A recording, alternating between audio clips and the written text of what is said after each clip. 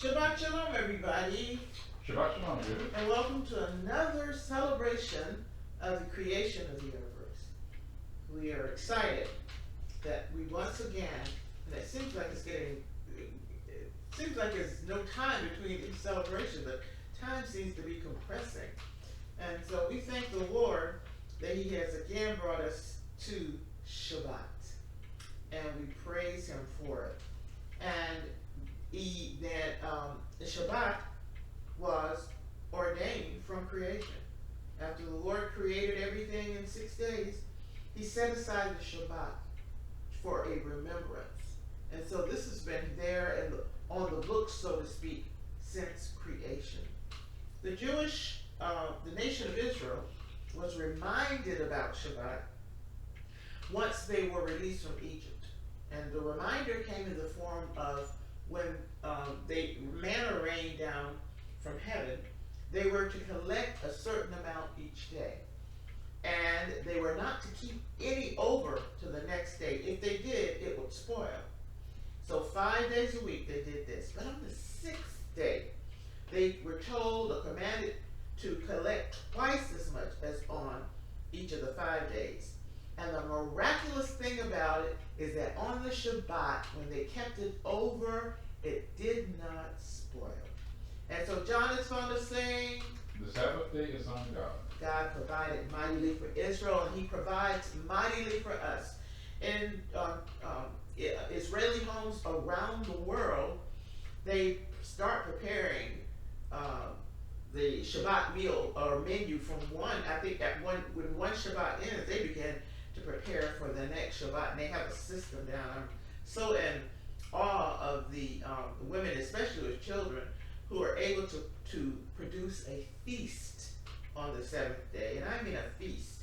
They put out the best linen, the best silverware, the best glasses, and the best foods. They have many different dishes, and we're just so blessed to be a part of this, because it's not that many of us, but we try to have as God has provided, a variety of things that we don't normally eat during the rest of the week. So we're so thankful. And also, in synagogues around the world, they read from the Torah. The first 5 books of the Old Testament. And it's divided into 52 parts. And so they read a part or a portion or a Parashah each week.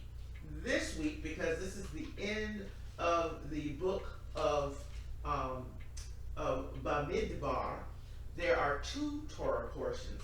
The first is entitled Mattot, and that's tribes, and that's from Numbers 30, verse 1 through 32, verse 42.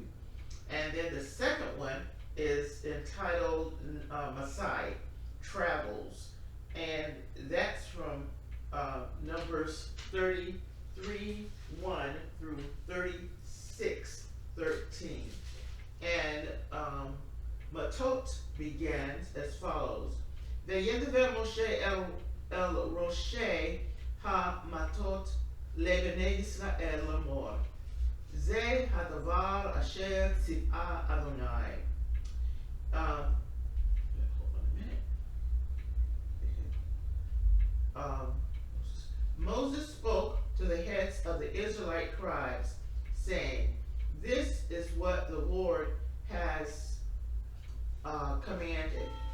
And then the part from Masei, starting from verse 33, 1. Ele Masei bnei Israel asher yitz'u מארץ מצרים לצבתם ביד משה ואהרון.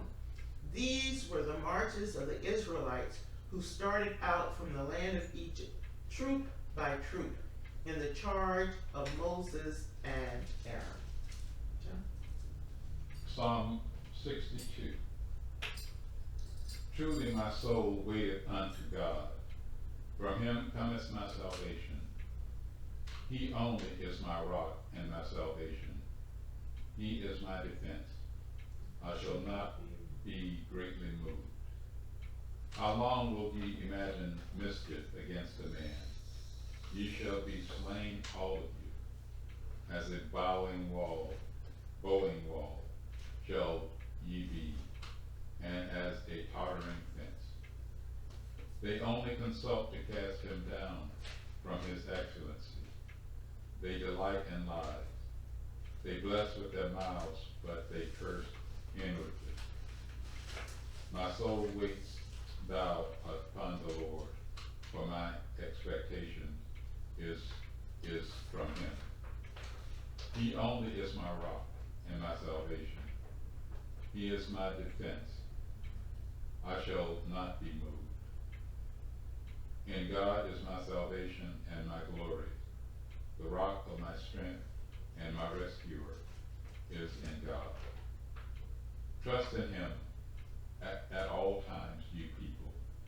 Pour out your hearts before him. God is a refuge for us. Surely men of low degree are vanity, and man of high degree are a lie. To be laid in the balance, they are altogether lighter than vanity. Trust not in oppression, and become not vain in robbery. If riches increase, set not your heart upon them. God has spoken once. Twice I have heard this, that power belongs unto God. Also unto thee, O Lord, belongeth mercy, but thou renderest to every man according to his works. This is the word of the Lord. Our Father in heaven, hallowed be your name. May your kingdom come, and may your will be done. We give thanks to you, Lord God, for you have brought us to, and you have brought us into your Shabbat. You have invited us, Lord, that we may come in and commune with you, to rest and to be renewed, to be restored and to be filled with joy, to be blessed by the hand of God. And we give thanks, Lord, for your great act of welcoming us in. And we are not here alone, but celebrate with our brethren the Jews, whom you brought out of the house of bondage, out of Egypt, the house of slavery and suffering, and brought them, and at Mount Sinai you brought them, and gave them this command, that they should rest on this day. For God has kept his promise to Abraham, and brought his people out on eagle's wing. And on this day they celebrate, and rest, and give thanks, and pray, and song, and enjoy the great and marvelous blessing of God. And we too give thanks, for Christ has come for us, and he has paid the debt that we could not pay, and would never be able to pay. He has suffered for us, and we acknowledge what he has done, and join our brethren the Jews, for you have kept your promise, Lord.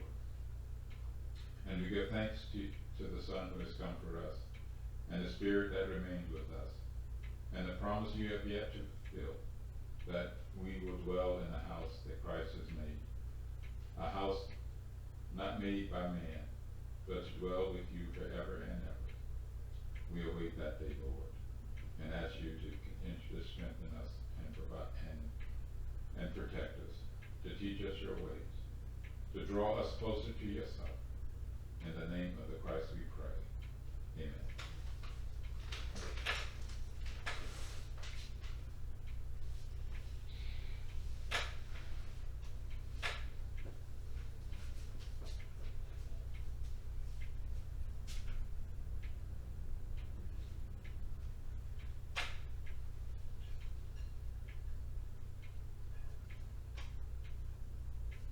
Baruch atah Adonai, Eloheinu melech haolam, hamotzi lechem zarak. Blessed art you, Lord our God, King of the universe, who gives us bread from the earth.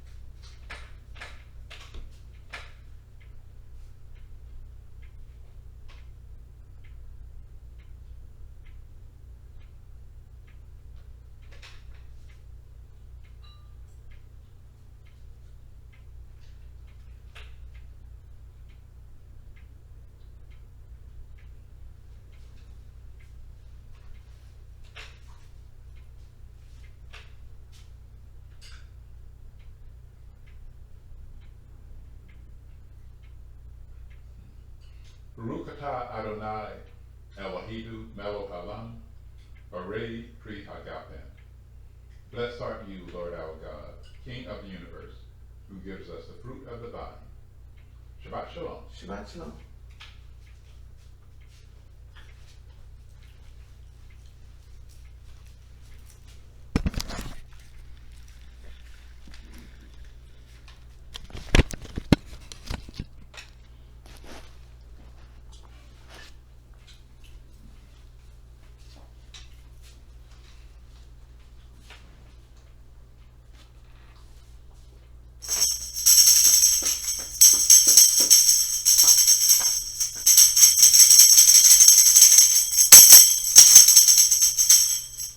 Shabbat shalom, Shabbat shalom, Shabbat, Shabbat, Shabbat, Shabbat shalom, Shabbat shalom, Shabbat shalom, Shabbat, Shabbat, Shabbat, Shabbat shalom, Shabbat,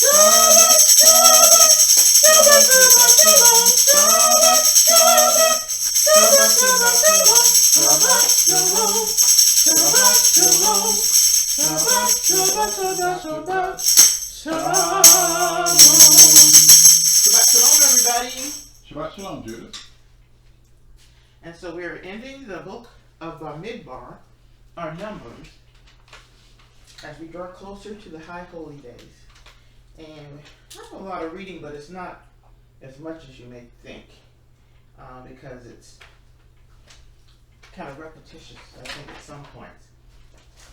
So we'll deal with the first part, and that's offerings, festivals, and vows of women. If a man makes a vow to the Lord, or takes an oath imposing an obligation on himself, he shall not break his pledge. He must carry out all that has crossed his lips. If a woman makes a vow to the Lord and assumes an obligation while still in her father's household by reason of her youth, and her father learns of her vow or her self-imposed obligation and offers no objection, all her vows shall stand, and every self-imposed obligation shall stand. But if her father restrains her on the day he finds out, none of her vows or self-imposed obligations shall stand, and the Lord will forgive her, since her father restrained her. If she should marry while her vow or the commitment to which she bound herself is still in force, and her husband learns of it and offers no objections on the day he finds out, her vow shall stand, and her self-imposed obligation shall stand. But if her husband restrains her on the day that he learns of it, he therefore annuls her vow which was in force, or the commitment to which she bound herself, and the Lord will forgive her. The vow of a widow or a divorced woman, however, whatever she has imposed on herself shall be binding upon her. So too, if while in her husband's household she makes a vow or imposes an obligation on herself by oath, and her husband learns of it, yet offers no objections, this thus failing to restrain her, all her vows shall stand, and all her self-imposed obligations shall stand. But if her husband does not annul them on the day he finds out, then nothing that has crossed her lips shall stand, whether vows or self-imposed obligations. Her husband has annulled them, and the Lord will forgive her. Every vow and every sworn obligation of self-denial may be upheld by her husband or annulled by her husband. If her husband offers no objections from that day to the next, he has upheld all the vows or obligations she has assumed. He has upheld them by offering no objections on the day he found out. But if he annuls them after the day he finds out, he shall bear her guilt. Those are the laws that the Lord enjoined upon Moses as between a man and his wife, and as between a father and his daughter, while in her father's household by reason of her youth. Okay, thank you. I was making some notes here. I forget, I should have made them earlier. But this, I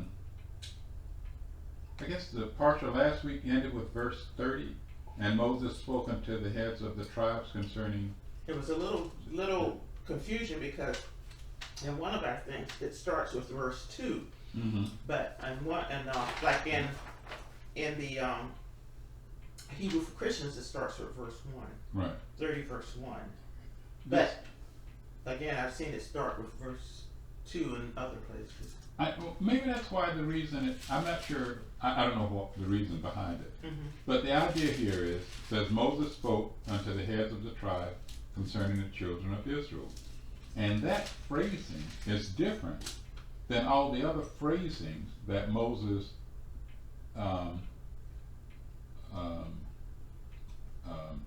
used when speaking to the children of Israel. Because this one gives the impression that, well, he's going to talk to the heads of the tribes first, Mm-hmm. and then he's going to talk to the children of Israel.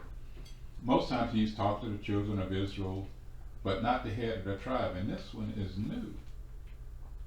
Now, I didn't check to see if that was true for all the time Moses spoke to the heads, to the children of Israel, and what phraseology was used. But some of the sages are saying, or the teachers are saying, that this part where he talks to the head of the tribes first is new and different. And why? I'm not sure.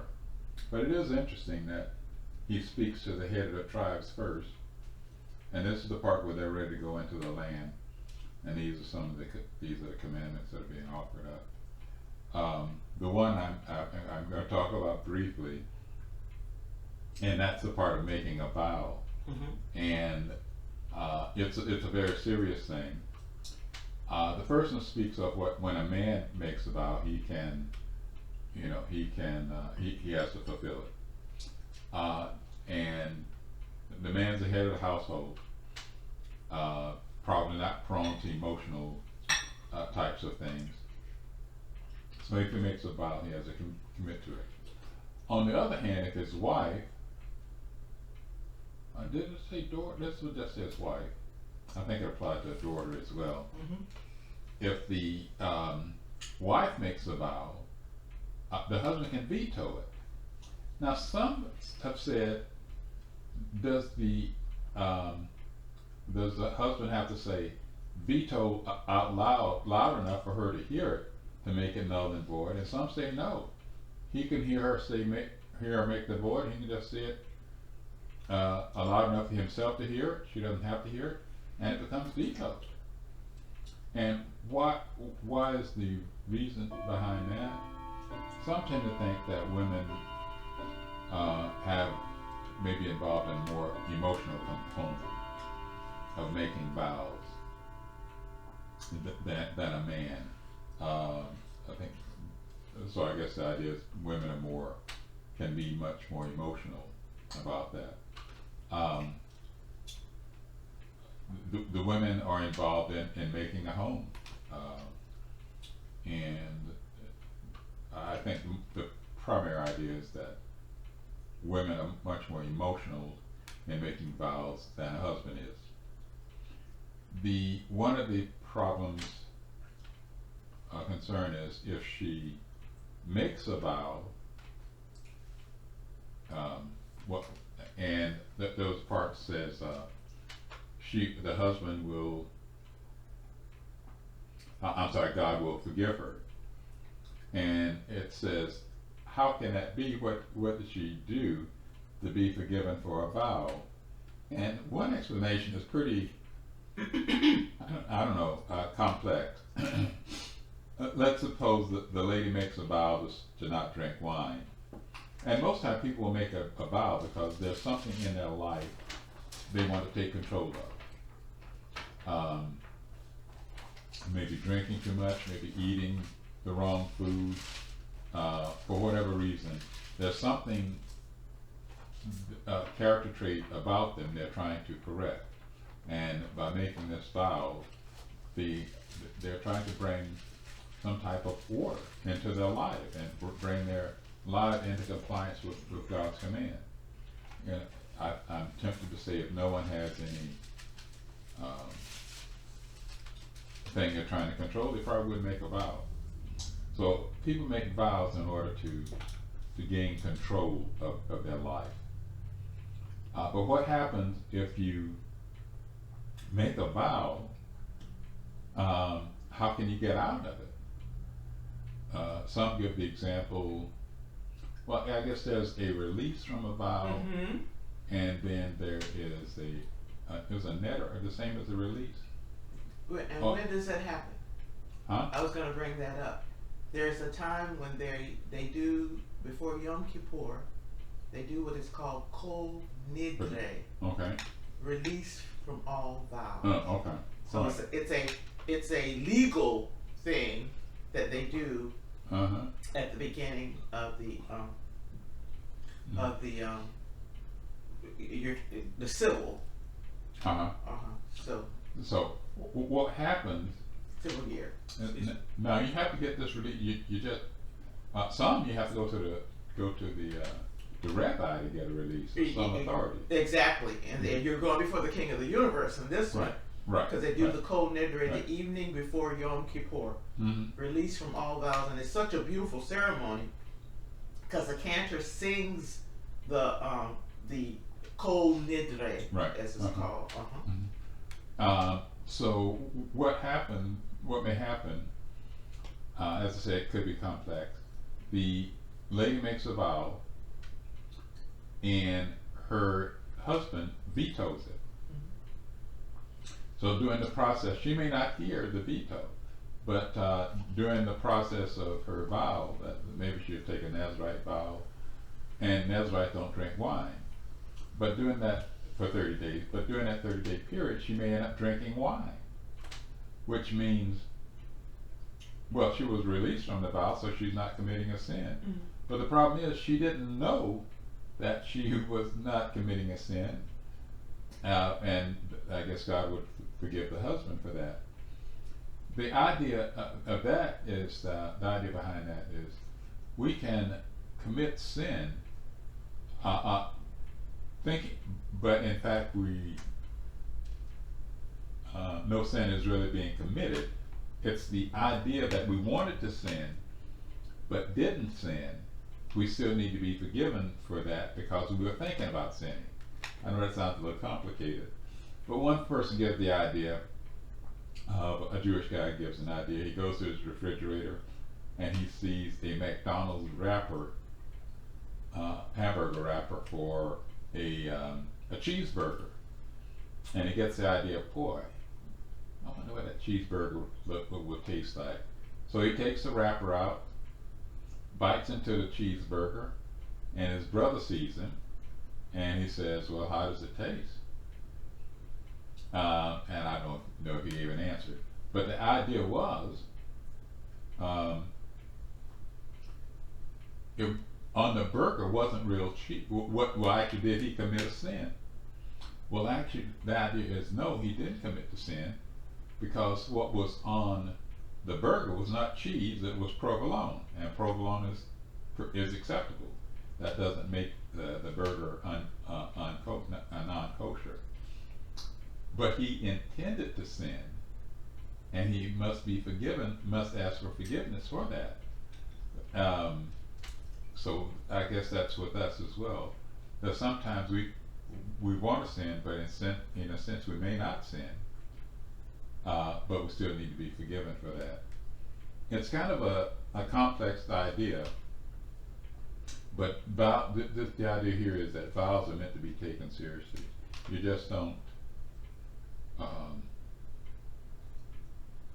flippantly subject yourself to a vow. That this is a serious matter. And I'm stopping here. Okay. And here's the next part is war and first settlement from Numbers 31:1 through 32:42. And this is, it may not be that lengthy because a lot is repetitious. The Lord just spoke to Moses saying, avenge the Israelite people on the Midianites, then you shall be gathered to your kin. Moses spoke to the people saying, let men be picked out from among you for a campaign, and let them fall upon Midian to wreak the Lord's vengeance on Midian. You shall dispatch on the campaign 1,000 from every one of the tribes of Israel. So 1,000 from each tribe were furnished from the divisions of Israel, 12,000 picked for the campaign. Moses dispatched them on the campaign, 1,000 from each tribe, with Phinehas, son of Eleazar, serving as a priest on the campaign, equipped with the sacred utensils and the trumpet for sounding the blast. They took the field against Midian, as the Lord had commanded Moses, and slew every male. Along with the other victims, they slew the kings of Midian, Evi, Rekem, Zur, Hur, Reba, the 5 kings of Midian.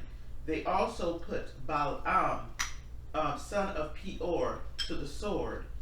The Israelites took the women and children of Midianites captive, and seized as booty all their beasts, all their herds, and all their wealth.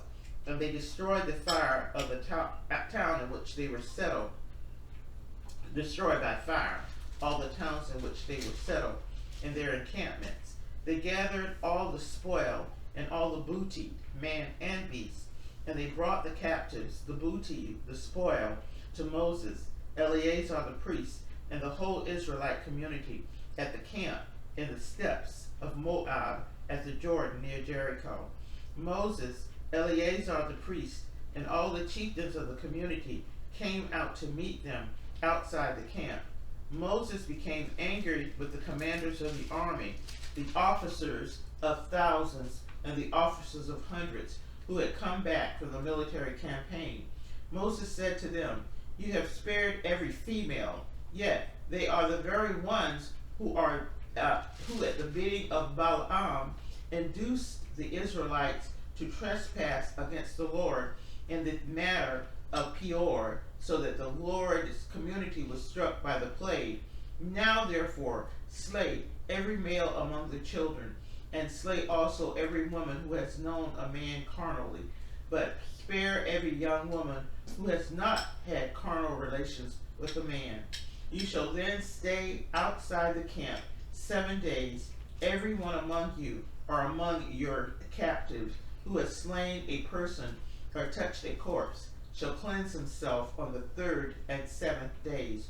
You shall also cleanse every cloth, every article of skin, everything made of goat's hair, and every object of wood."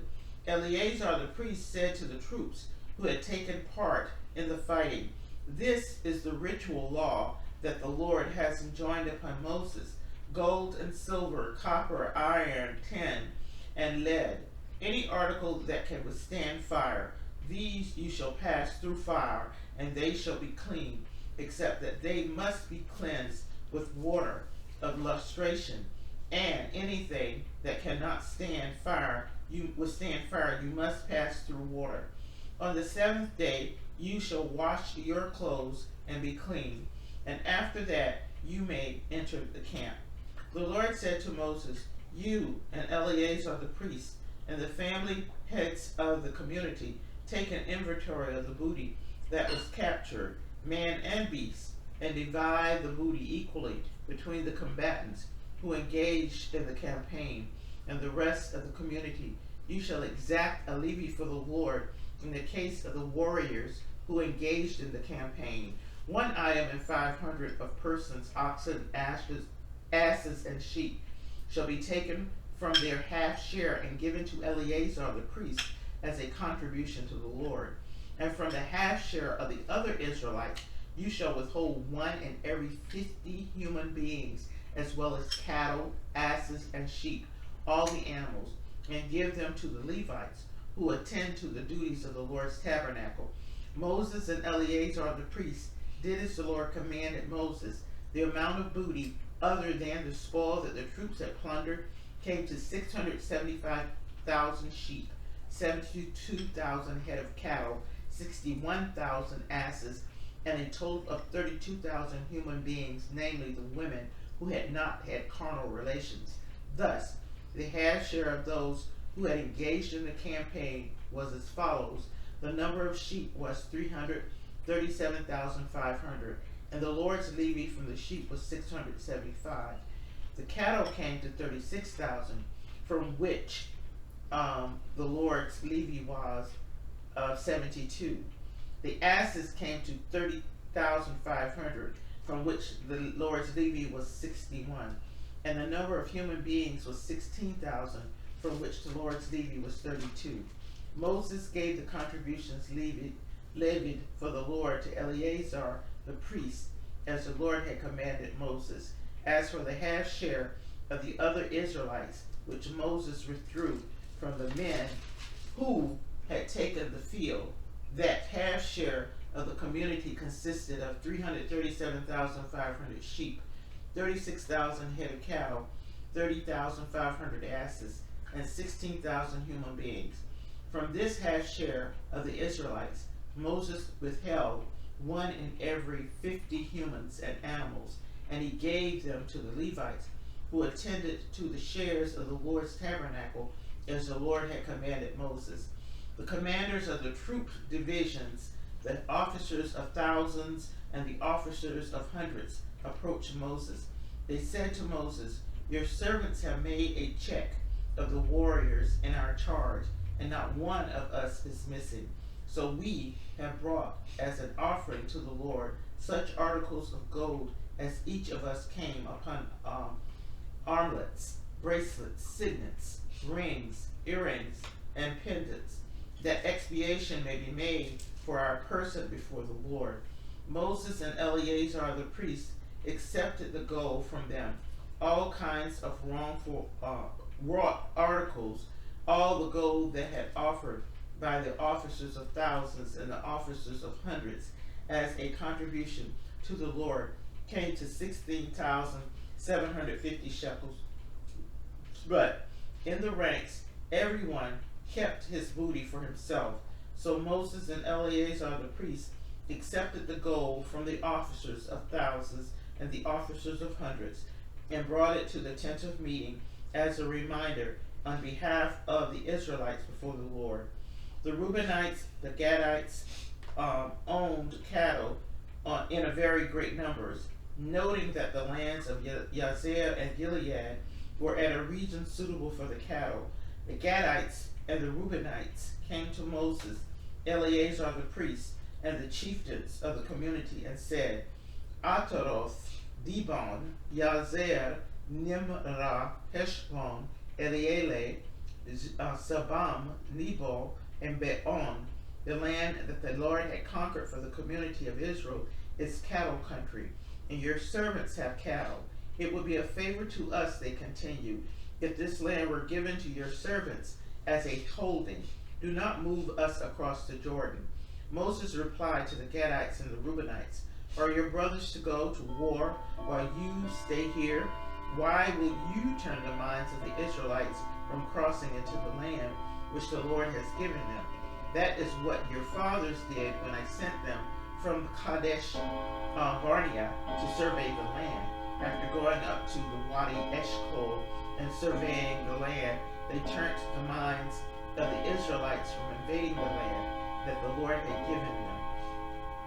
Thereupon the Lord was incensed, and he swore, 'None of the men from 20 years up who came out of Egypt shall see the land that I promised on oath to Abraham, Isaac, and Jacob, for they did not remain loyal to me. None except Caleb, son of Jephunneh, and the Kenizzite, and Joshua, son of Nun, for they remained loyal to the Lord.' The Lord was incensed at Israel, and for 40 years he made them wander in the wilderness, until the whole generation that had provoked the Lord's displeasure was gone. And now you, a breed of sinful men, have replaced your fathers, to add still further to the Lord's wrath against Israel. If you turn away from him, and he abandons them once more in the wilderness, you will bring calamity upon all the people." Then he stepped up to him and said, "We will build here 3 sheepfolds for our flocks, and towns for our children, and we will hasten as shock troops in the van of the Israelites, and we will have established them in their home, while our children stay in the fortified towns, because of the inhabitants of the land. We will not return to our homes until every one of the Israelites is in possession of his portion. But we will not have a share with them in the territory beyond the Jordan, for we have received our share on the east side of the Jordan. Moses said to them, if you do this, if you go to battle as shock troops at the instance of the Lord, and every shock trooper among you crosses the Jordan at the instance of the Lord until he has dispossessed his enemies before him, and the land has been subdued at the instance of the Lord, then you return, you shall be clear before the Lord and before Israel, and this land shall be your holding under the Lord. But if you do not do so, you will have sinned against the Lord, and know that your sin will overtake you. Build towns for your children, and sheepfolds for your flocks, but do what you have promised. The Gadites and the Reubenites answered Moses, your servants will do as my Lord commands. Our children, our wives, our flocks, and all our other livestock will stay behind in the town of Gilead, where your servants, all those recruited for war, cross over at the instance of the Lord to engage in battle as my Lord orders. Then Moses gave instructions concerning them to Eleazar the priest, Joshua son of Nun, and the family heads of the Israelite tribes. Moses said to them, if every shock fighter among the Gadites and the Reubenites crosses the Jordan with you to do battle at the instance of the Lord, and the land is subdued before you, you shall give them the land of Gilead as a holding. But if they do not cross over with you as shock troops, they shall receive holdings among you in the land of Canaan. The Gadites and the Reubenites said in reply, whatever the Lord has spoken concerning your servants, that we will do. We ourselves will cross over as shock troops at the instance of the Lord into the land of Canaan, and we shall keep our hereditary holdings across the Jordan. So Moses assigned to them, to the Gadites, the Reubenites, and the half-tribe of Manasseh, son of Joseph, the kingdom of Sihon, king of the Amorites, and the kingdom of Og, king of Bashan, the land with its various cities, and the territories of their surroundings towns. The Gadites rebuilt Dibon, Ataroth, Aror, Atroth, Shophan, Yazer, Yogbecha, Beit Nimrach, and Beit Haran as fortified towns, or as enclosures for flocks. The Reubenites rebuilt Heshbon, Eleale, Kiriathaim, Nebo, Baal Meon, some names being changed, and Sema. They gave their own names to towns that they rebuilt. The descendants of Machir, son of Manasseh, went to Gilead and captured it, dispossessing the Amorites who were there. So Moses gave Gilead to Machir, son of Manasseh, and he settled there. Yair, son of Manasseh, went and captured their villages, which he renamed Havoth Yair, and Nobal went and captured Kenath and its dependencies, renaming it Nobal after himself. The last one, near the end, where Manasseh disposed the Amorites. Yes. Who were the Amorites? Lot's descendant from his youngest daughter. I think this one started out with, first, I may have mentioned last week when God told Moses to vex the Moabites. Uh-huh. So the idea there was they were just going to go out and flash a lot of weapons at the Moabites, but they didn't engage in war with them. But letting them know that, you know, we can destroy you, but to vex them. But here,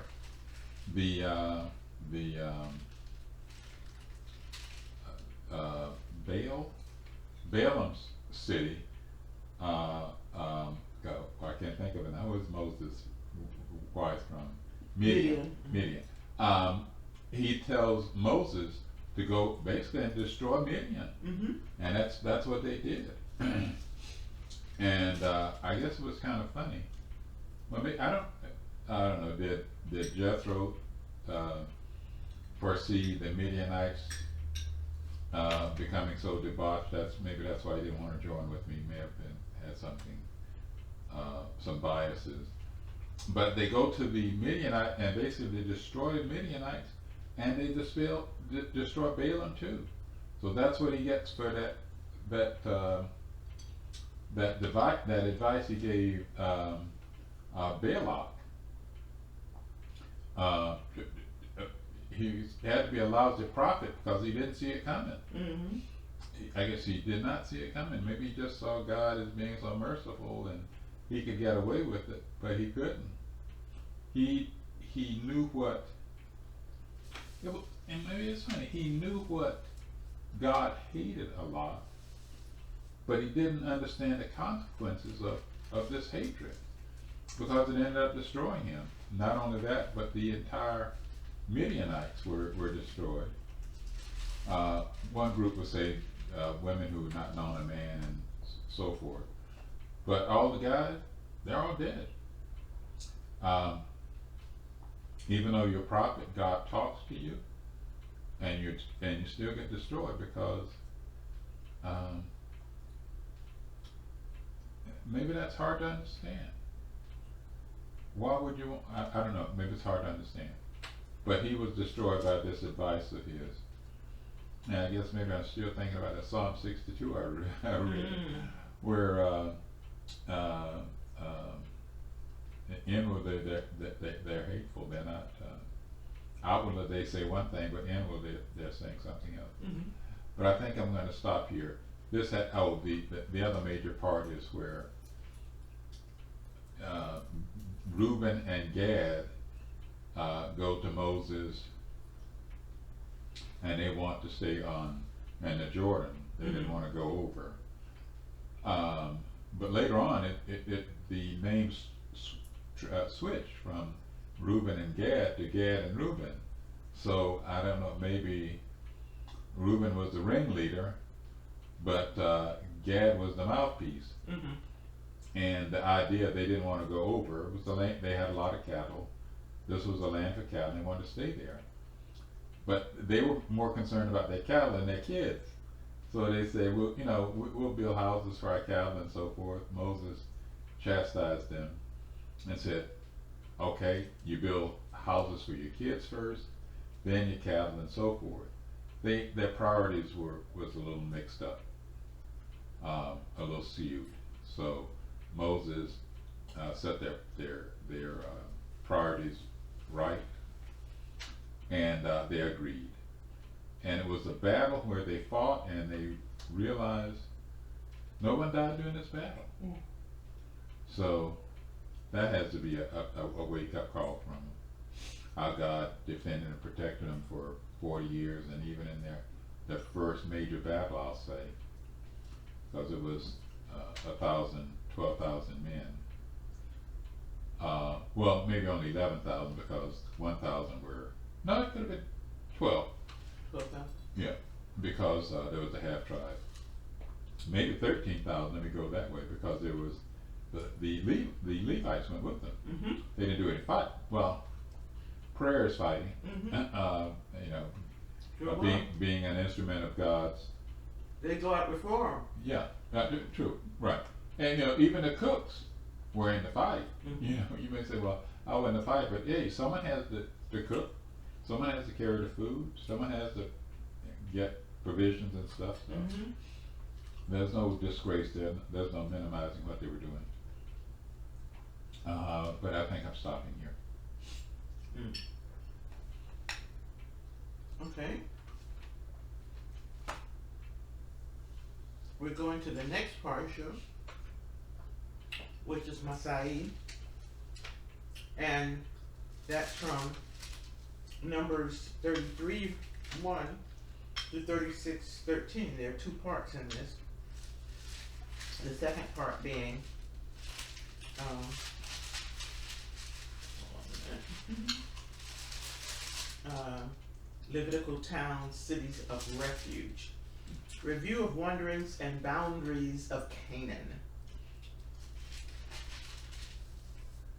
These were the marches of the Israelites who started out from the land of Egypt, troop by troop, in the charge of Moses and Aaron. Moses recorded the starting points of their various marches as directed by the Lord.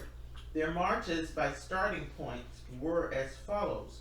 They set out from Ramses in the first month on the 15th day of the first month.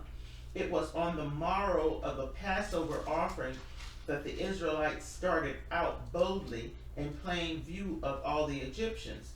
The Egyptians meanwhile were burying those among them whom the Lord had struck down, every firstborn, whereby the Lord executed judgment on their gods. The Israelites set out from Ramses and encamped at Sukkoth. They set out from Sukkoth and encamped at Etham, which is on the edge of the wilderness. They set out from Etham and turned about toward Pi-hahiroth, which faces Baal-Rephon, and they encamped before Migdal.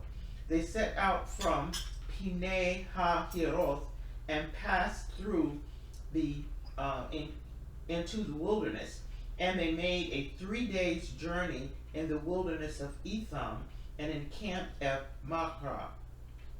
They set out from Machra and came to Elim. There were 12 springs in Elim and 70 palm trees, so that they encamped there. They set out from Elim and encamped by the Sea of Reeds. They set out from the Sea of Reeds and encamped in the wilderness of Sin. They set out from the wilderness of Sin and encamped at Dophkah. They set out from Dophkah and encamped out at Alush. They set out from Alush and encamped at Rephidim. It was there that the people had no water to drink. They set out from Rephidim and encamped in the wilderness of Sinai. They set out from the wilderness of Sinai and encamped at Kibroth Hattava. They set out from Kibroth Hattava and encamped at Hazaroth. They set out from Hazaroth and encamped at Rithmah. They set out from Rithmah and encamped at Rimmon Perez. They set out from Rimmon Perez and encamped at Libnah. They set out from Libnah and encamped at Rissah. They set out from Rissah and encamped at Kehalath. They set out from Kehalath and encamped at Mount Shepher.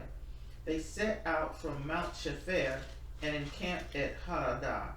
They set out from Haradah and encamped at Machaloth. They set out from Machaloth and encamped at Tahath. They set out from Tahath and encamped at Terach. They set out from Terach and encamped at Mithkah. They set out from Mithkah and encamped at Hashmonah. They set out from Hashmonah and encamped at Mosheroth. They set out from Mosheroth and encamped at Bnei Yakan. They set out from Bnei Yakan and encamped at Har Hagad.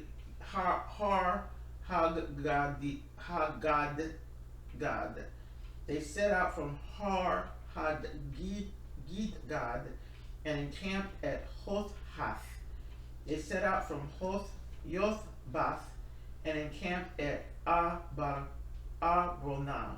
They set out from Abronah and encamped at Ezion Geber. They set out from Ezion Geber and encamped in the wilderness of Sin, that is Kadesh. They set out from Kadesh and encamped at Mount Hor on the edge of the land of Edom. Aaron the priest ascended Mount Hor at the command of the Lord and died there in the 40th year after the Israelites had left the land of Egypt, on the first day of the 5th month. Aaron was 123 years old when he died on Mount Hor. And the Canaanite king of Arad, who dwelt in the Negev in the land of Canaan, learned of the coming of the Israelites. They set out from Mount Hor and encamped at Zalmunna. They set out from Zalmunna and encamped at Punon. They set out from Punon and encamped at Oboth. They set out from Oboth and encamped at Ai Abarim in the territory of Moab. They set out from Aim and encamped at Dibon Gad. They set out from Dibon Gad and encamped at Almon Diblathaim. They set out from Almon Diblathaim and encamped in the hills of Abarim before Nebo. They set out from the hills of Abarim and encamped in the steppes of Moab at the Jordan near Jericho. They encamped at the Jordan from Beit Yeshimoth as far as Abel Shittim in the steppes of Moab. In the steppes of Moab at the Jordan near Jericho, the Lord spoke to Moses, saying, "Speak to the Israelite people and say to them, when you cross the Jordan into the land of Canaan, you shall dispossess all the inhabitants of the land. You shall destroy all their figured objects. You shall destroy all their molten images. You shall demolish all their cult places, and you shall take possession of the land and settle in it. For I have given the land to you to possess it. You shall apportion the land among yourselves by lot, clan by clan, and with larger groups increase their share. With smaller groups reduce the share. Wherever the lot falls for anyone, that shall be his. You shall have your portions according to your ancestral tribes. But if you do not dispossess the inhabitants of the land, those whom you allow to remain shall be stings in your eyes and thorns in your sides, and they shall harass you in the land in which you live, so that I will do to you what I plan to do to them." The Lord spoke to Moses, saying, "Instruct the Israelite people and say to them, when you enter the land of Canaan, this is the land that shall fall to you as your portion, the land of Canaan with its varying boundaries. Your southern sector shall extend from the wilderness of Zin alongside Edom. Your southern boundary shall start on the east from the tip of the Dead Sea. Your boundary shall then turn to pass south of the ascent of Achrabim and continue to Zin, and its limits shall be to the south of Kadesh Barnea, reaching Hazar Adar and continuing to Azmon. From Azmon the boundary shall run toward the Wadi of Egypt and terminate at the sea. For the western boundary you shall have the coast of the Great Sea. They shall serve as your western boundary. This shall be your northern boundary. Draw a line from the Great Sea to Mount Hor. From Mount Hor draw a line to Lebo Hamath, and let the boundary reach Zedad. The boundary shall then run to Ziphron and terminate at Hazar Enan. That shall be your northern boundary. For your eastern boundary, you shall draw a line from Hazar Enan to Shepham. From Shepham, the boundary shall descend to Riblah on the east side of Ain. From there, the boundary shall continue downward and abut on the eastern slopes of the Sea of Kinnereth. The boundary shall then descend along the Jordan and terminate at the Dead Sea. That shall be your land as defined by its boundaries on all sides. Moses instructed the Israelites, saying, "This is the land you are to receive by lot as your hereditary portion, which the Lord has commanded to be given to the 9.5 tribes. For the Reubenite tribe by its ancestral houses, the Gadite tribe by its ancestral house, and half tribes have received their portions across the Jordan, opposite Jericho on the east and orient side." The Lord spoke to Moses, saying, "These are the names of the men through whom the land shall be a portion for you: Eleazar the priest, and Joshua son of Nun. And you shall also take a chieftain from each tribe through whom the land shall be a portion. These are the names of the men from the tribe of Judah: Caleb, son of Jephunneh, from the tribe of Simeonite tribe; Samuel, son of Ammihud, from the tribe of Benjamin; Elidad, son of Kislon, from the Danite tribe; a chieftain, Buki, son of Yogli. For the descendants of Joseph, from the Manassite tribe, a chieftain, Haniel, son of Ephod. And from the Ephraimite tribe, a chieftain, Kemuel, son of Shiftan. From the Zebulunite tribe, a chieftain, Elizaphan, son of Parnak. From the Issacharite tribe, a chieftain, Paltiel, son of Azan. From the Asherite tribe, a chieftain, Ahihud, son of Shelomi. From the Naphthalite tribe, a chieftain, Pedabel, son of Ammihud. It was these whom the Lord designated to allot portions to the Israelites in the land of Canaan. Yes. Okay, you were saying quite a bit of repetition. Yes. There was one phrase that was there a lot. The God doesn't waste words or anything like that. Mm-mm. But a lot of, and they departed from, and when they departed from, and they went to such and such a place, and from that such and such place they departed. So there is a theme or understanding of why he repeated the place they departed from, and the place they departed to, as opposed to just saying they departed from such and such a place and went to such and such a place and to such and such a place. Would save some words and stuff.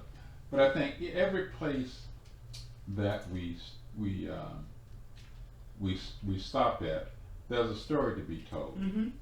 And they didn't go into details what the story was, except one place, and that was Gore, where Aaron died.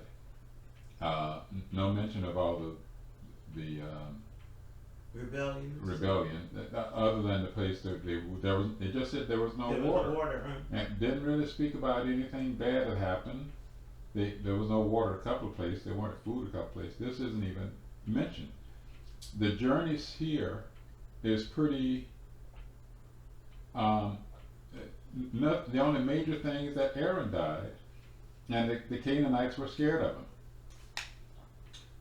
But every place we come from, every place we go to, it makes a mark on us. There's a story to be told, and then we go to a new place and we develop more stories and more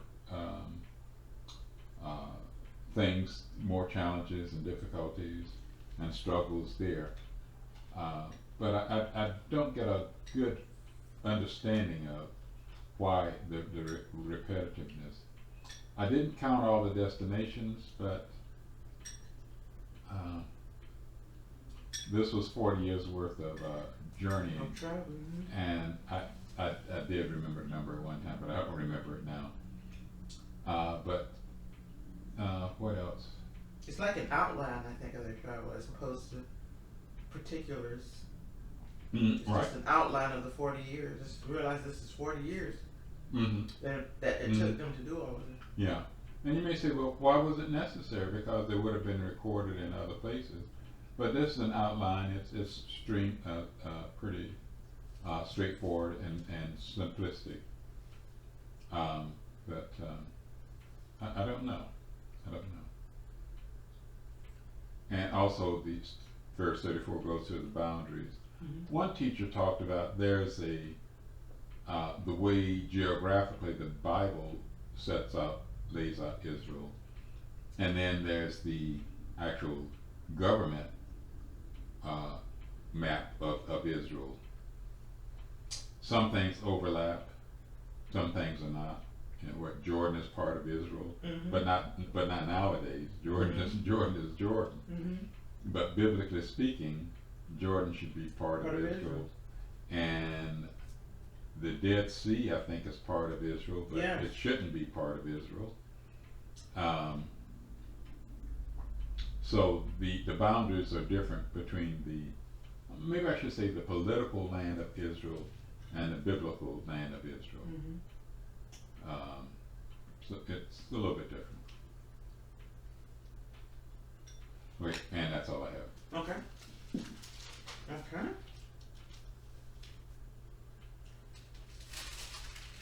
I have now Levitical towns, cities of refuge, Numbers 35:1 through 36:13. The Lord spoke to Moses in the steppes of Moab at the Jordan near Jericho, saying, "Instruct the Israelite people to assign out of the holdings a portion to them, towns for the Levites to dwell in.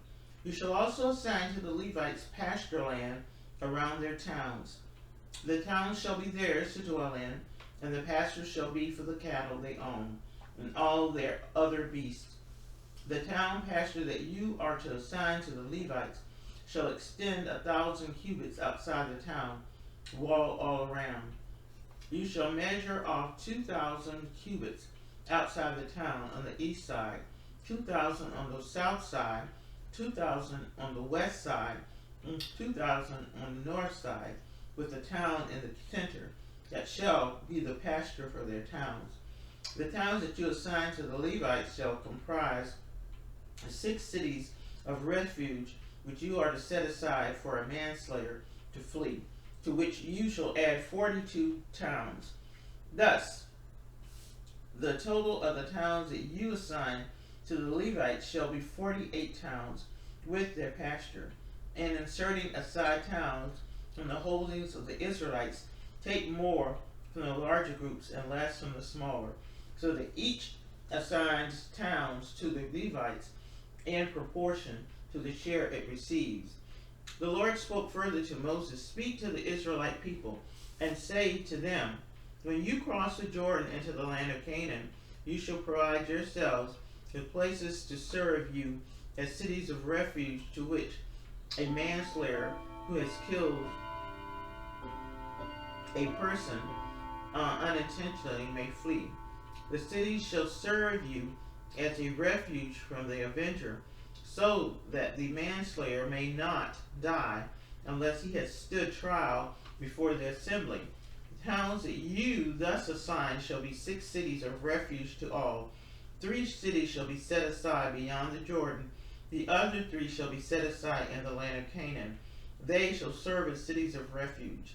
These 6 cities shall serve the Israelites and the resident aliens among them for refuge, so that anyone who kills a person unintentionally may flee there. Anyone, however, who strikes another with an iron object so that the death results in a murder, the murderer must be put to death. If he struck the meat with a stone tool that could cause death, and death resulted, he is a murderer. The murderer must be put to death. Similarly, if the object with which he struck him was a wooden tool that could cause death, and death resulted, he is a murderer. The murderer must be put to death. The blood avenger himself shall put the murderer to death. It is he who shall put him to death upon encounter. So too, if he pushed him in hate or hurled something at him on purpose, and death resulted, or if he struck him with his hand in enmity, and death resulted, the assailant shall be put to death. He is a murderer. The blood avenger shall put the murderer to death upon encounter. But if he pushed him without malice, a forethought, or hurled any object at him unintentionally, or inadvertently drop upon him any deadly object of stone, and death resulted, though he was not an enemy of his, and did not seek his harm, in such cases the assembly shall decide between the slayer and the blood avenger. The assembly shall protect the manslayer from the blood avenger, and the assembly shall restore him to the city of refuge to which he fled, and there he shall remain until the death of the high priest, who was anointed with the sacred oil. But if the manslayer ever goes outside the limits of the city of refuge to which he has fled, and the blood avenger comes upon him outside the limits of his city of refuge, the blood avenger kills the manslayer. There is no blood guilt on his account, for he must remain inside his city of refuge until the death of the high priest. After the death of the high priest, the manslayer may return to his land holding. Such shall be your law of procedure throughout the ages in all your settlements. If anyone kills a person, the manslayer may be executed only on the evidence of witnesses. The testimony of a single witness against a person shall not suffice for a sentence of death. You may not accept a ransom for the life of a murderer who is guilty of a capital crime. He must be put to death. Nor may you accept ransom in lieu of flight to a city of crime. He must be put to death. Nor may you accept ransom in lieu of your flight to a city of refuge, enabling one to return to live on his land before the death of the priest. You shall not pollute the land in which you live, for blood pollutes the land, and the land can have no expiation for blood that is shed on it, except by blood of him who shed it. You must not defile the land to which you live, in which I myself abide, for I, the Lord, abide among the Israelite people. The family heads in the clans of the descendants of Gilead, son of Machir, son of Manasseh, one of the Josephite clans, came forward and appealed to Moses and the chieftain, family heads of the Israelites. They said, the Lord commanded my Lord to assign the land to the Israelites as shares by lot, and my Lord was further commanded by the Lord to assign the share of our kinsman Zelophehad to his daughters. Now, if they marry persons from another tribe, Israelite tribe, their share will be cut off from our ancestral portion and be added to the portion of the tribe into which they marry. Thus our allotted portion will be diminished. And even when the Israelites observe the Jubilee, their share shall be added to that of the tribe into which they marry, and their share will be cut off from the ancestral portion of our tribe. So Moses, at the Lord's bidding, instructed the Israelites, saying, the plea of the Josephite tribe is just. This is what the Lord has commanded concerning the daughters of Zelophehad. They may marry anyone they wish, provided they marry into a clan of their father's tribe. No inheritance of the Israelites may pass over from the tribe to another, but the Israelites must remain bound, each to the ancestral portion of his tribe. Every daughter among the Israelite tribes who inherits a share must marry someone from a clan of her father's tribe, in order that every Israelite may keep his ancestral share. Thus, no inheritance shall pass over from one tribe to another, but the Israelite tribes shall remain bound, each to its portion. The daughters of Zelophehad did as the Lord had commanded Moses. Machlah, Tirzah, Hoglah, Milcah, Noach, Zelophehad's daughters were married to sons of their uncles, marrying into clans of descendants of Manasseh, son of Joseph, and to these share remained in the tribe of their fathers' clans. These are the commandments and regulations that the Lord enjoined upon the Israelites through Moses on the steps of Moab at the Jordan near Jericho. Okay, I didn't realize this story ended with Parshah ended with the daughters. Kind of interesting. But a very compelling story. Now what's the big takeaway here? Has to do with the city of refuge. Someone who is killed accidentally can go to a city of refuge. He gets a trial though. You may have to go back to where the crime was committed. He gets a trial. He's found not guilty. He has to go live in a city of refuge. He can't walk the streets. If he want to walk the streets, then the blood avenger could kill him. Mm-hmm. Even if he's guilty, he's punished. But if he's found not guilty, that doesn't. The family members still gonna feel bad, still gonna be hurt, and mad at the guy who killed him. Mm-hmm. They're not gonna care. Excuse me. One whit about what a jury says.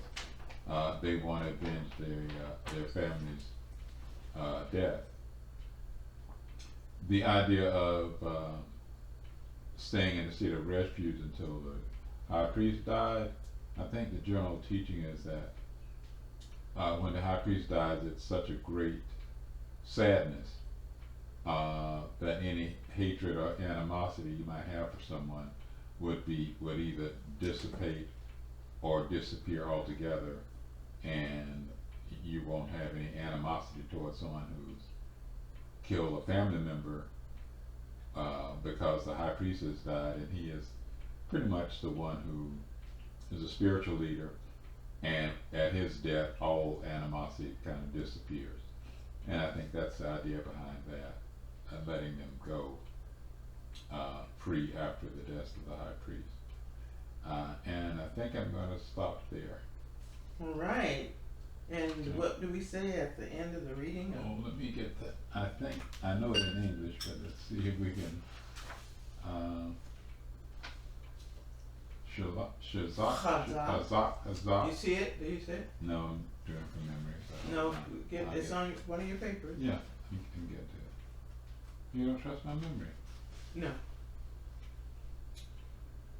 Okay. Yes. Hazak, Benit, Hazet. Be strong, and may we be strengthened. All right. Hazak, Benit, Nit Hazet. Benit, Hazet. All right. Next week, and I love the book of Deuteronomy, because it sums up the whole Torah. Matter of fact, I think it sums up the whole Bible from the Genesis to Revelation. And so that's why I really love Davarim. And it starts out, Ele hadavarim asher daber Moshe el kol Israel be'aver ha'yardan be'amidbar be'arba mul sof be'yad paran ובתופל ולבן וחצרת וידי זהב. These are the words that Moses addressed to all Israel on the other side of the Jordan, through the wilderness, in the Arabah near Suf, between Paran and Tofel, Leban, Hazaroth, and the Zahab. So we look forward to, as we work up to the High Holy Days, because this High Holy Days are in September this year, starting early September, Rosh Hashanah. So we look forward to what Moses has to say to Israel, his parting words, because the Lord has already said that he's to do this campaign, and then he will be gathered to his kin. Okay? Okay. And so what are we going to sing? The second verse of how deep, oh, the deep love of Jesus. Okie dokie. Let me get that copy.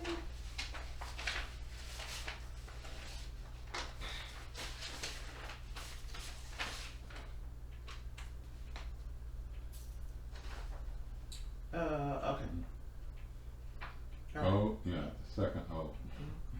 Oh, the deep, deep love of Jesus, spread his praise from shore to shore. How he loveth, ever loveth, changes never, nevermore. How he watches over his loved ones, died to call them all his own. How for them he interceded, watches over them from the throne. Hallelujah. Amen. And we thank the Lord, Amen. and we thank him for his presence here with us during this Shabbat, to teach us his will and to show us his way, his perfect way, as we continue to pray for the return of Israel to the land. And we just thank him as we also study his words, the Torah, and we glean from the Torah what he has intended for us to glean. So we say, Shabbat Shalom. Shavua Tov. have a good week. Have a good week. Whole world is waiting. Sing the song of Shabbat. Whole world is waiting. Sing the song of Shabbat. Whole world is waiting. Sing the song of Shabbat. Whole world is waiting. Sing the song of Shabbat. I'm also waiting, waiting to sing the song of. I'm also waiting, sing the song of Shabbat. The whole world is waiting. Sing the song of Shabbat. Whole world is waiting. Sing the song of Shabbat. Whole world is waiting. Sing the song of Shabbat. Whole world is waiting to sing the song of Shabbat.